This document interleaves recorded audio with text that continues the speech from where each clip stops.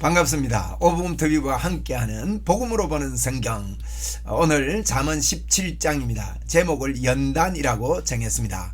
자, 이제 그 1절부터 9절까지는 화평에 대해서 이야기를 합니다. 1절에 보면 마른 떡 한 조각이 있어도 화목하는 것이 제6이 집에 가득하고도 다투는 것보다 나으니라, 그렇게 말씀했거든요. 그래서 화평에 대한 이야기입니다.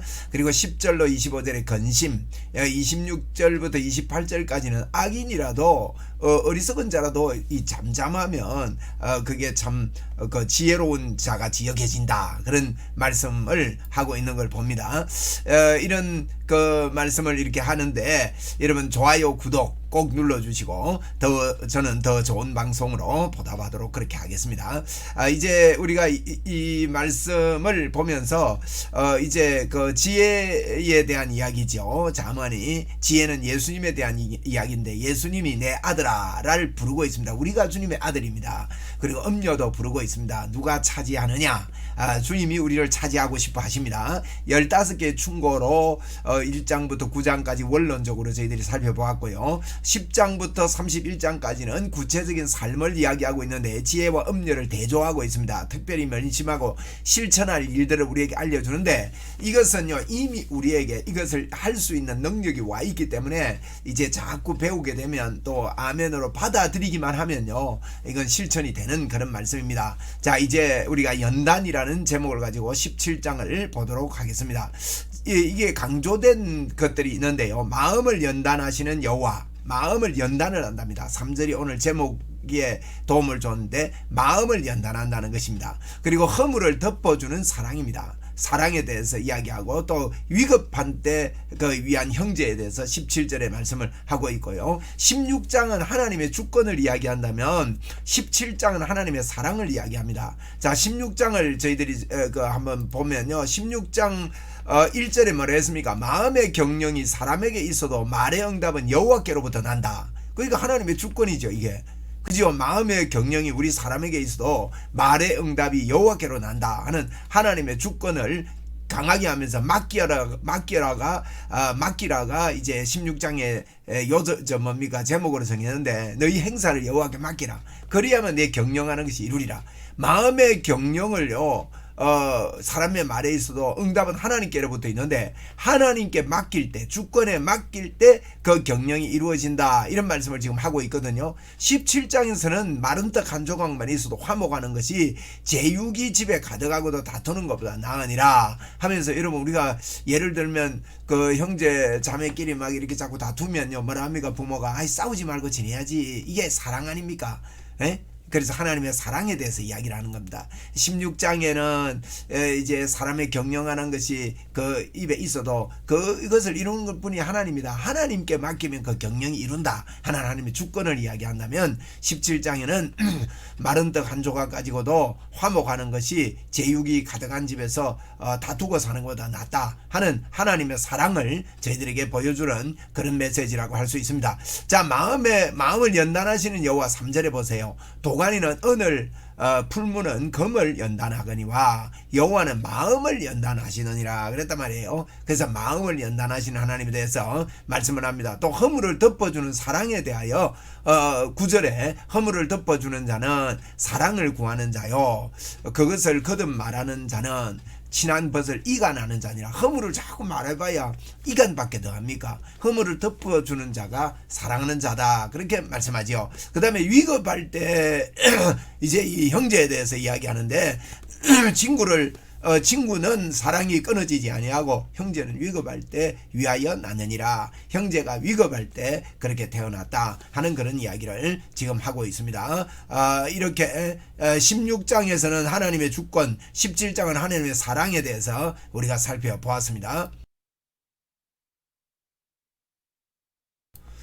이제 여기에 친구는 사랑이 끊어지지 아니하고 형제는 위급할 때 위하여 나느니라 그랬는데, 요한복음 15장 13절에도 사람이 친구를 위하여 자기 목숨을 버리면 이보다 더 큰 사랑이 없다 그러면서, 우리 예수님이 우리의 친구다. 그러면 형제는 위급할 때를 위하여 나느니라, 이 말은 우리 예수님이 우리의 위급할 때를 위하여 계신다.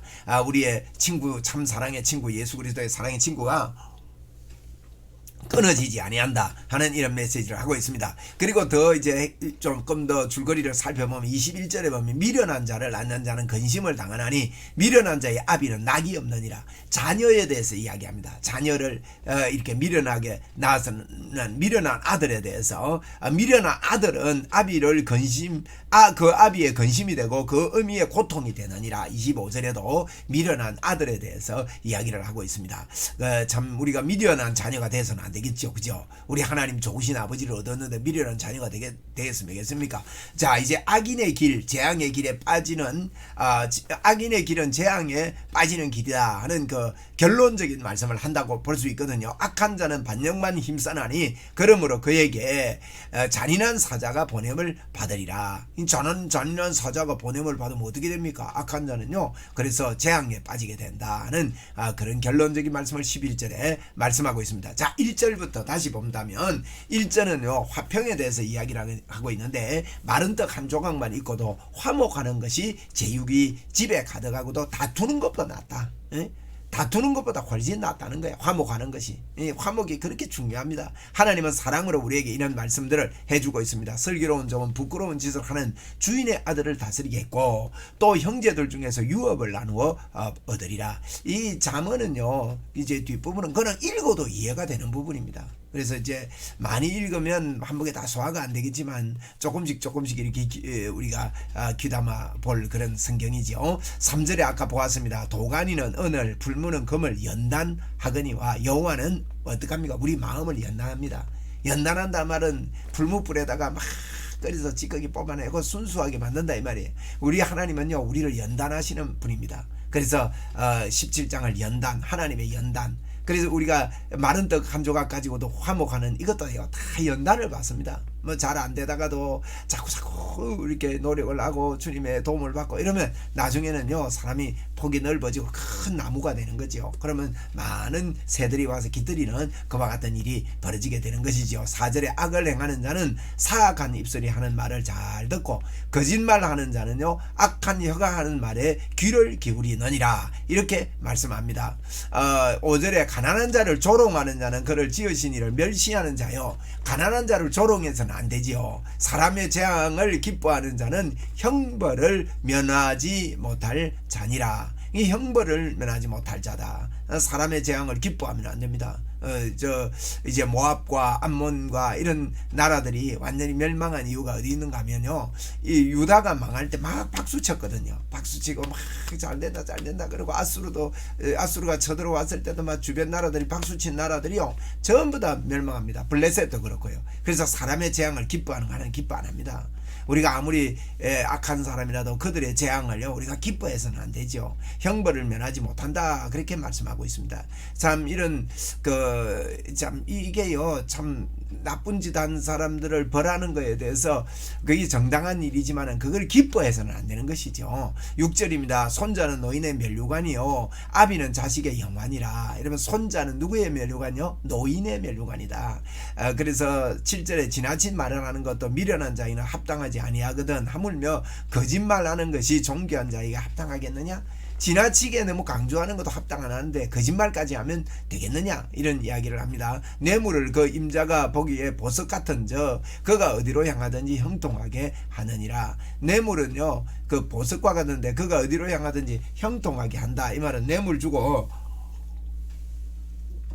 이렇게 도움을 받게 된다 이 말이죠. 그래서 허물을 덮어주는 자는 사랑을 구하는 자요 그것을 거듭 말하는 자는 친한 벗을 이간하는 자니라. 이제 8절은 뇌물을 주라는 말이 아니라 이제 사랑의 이런 적당한 이런 삶은요 우리를 아름답게 한다는 그런 의미입니다. 한마디 말로 총명한 자에게 충고하는 것이 100마디로 미련한 자를 때리는 것보다 더욱 나으니라 이렇게 말하고 있습니다. 보면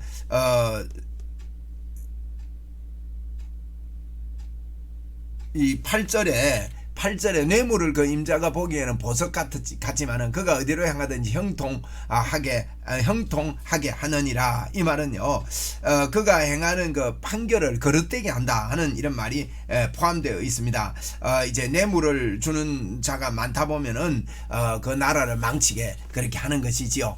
그래서 뇌물이 보기에 보석같이 보여도 그가 어디로 향하든지 형통하게 된다. 이 말은 거릇되게 된다, 이런 의미로 그렇게 보시면 좋겠습니다. 그래서 한마디 말로요 총명한 자에게 충고하는 건 10절입니다. 아주 중요한 말이죠. 100마디 말로 미련한 자 때리는 것보다 낫다. 미련한 자는요 100마디 말해도 안 되는 거예요. 그래서 총명한 자는 한마디만 딱 되는 겁니다. 그렇습니다. 이 복음도요, 총명한 자는요 한 방에 막 반짝해버리는 거예요. 여러분, 우리도 반짝 하하하하하 날마다 방긋 이러고 살아야 됩니다.